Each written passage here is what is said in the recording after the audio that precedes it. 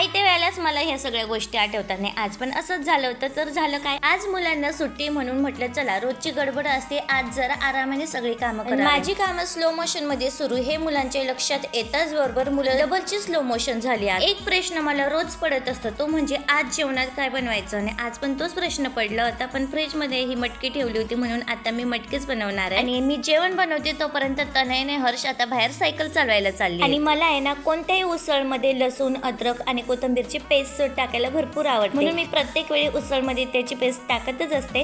आणि जोपर्यंत टोमॅटो कापते तोपर्यंत मी इकडे कांदे पाण्यात भिजून ठेवून दिले होते, कारण की कांद्यावरचे साल काढून जर पाण्यात असे भिजून ठेवले तर कांदे जरा कमी रडवतात म्हणून. आणि मला आहे ना आयत्या वेळेसच कढीपत्त्याची आठवण होते. आता पण गॅसवर कढई ठेवून दिली आणि जेव्हा कढीपत्ता कढईत टाकायचा होता तेव्हाच मला कढीपत्त्याची आठवण झाली. मग काय लगेच कढीपत्ता घ्यायला गेले. आणि इकडे ह्या दोघांचा काहीतरी उद्योग सुरू आहे. आता सुट्टी म्हटल्यावर हे दोघं असेच नवनवीन काहीतरी खेळ शोधून काढणार. आता सगळं जेवण बनवून तयार झालं होतं पण किचनवर एवढा पसारा झाला होता. मग काय पटकन सगळा पसारा आवरायला घेतला. सुट्टी कारण की फक्त मुलांचीच असली आणि मुलांना सुट्टी असल्याने आपण किती काम आरामशीर केलं तरी नंतर ही कामं आपल्यालाच करावे लागतात. सगळी कामं तर आता करून झालीत पण भूक पण आता खूप जोराची लागली. आजचा व्हिडिओ तुम्हाला कसा वाटला नक्की कमेंट करून सांगा. आणि व्हिडिओ आवडला असेल तर नक्की लाईक आणि शेअर करा. तर परत भेटूया पुढच्या व्हिडिओमध्ये. तोपर्यंत बाय.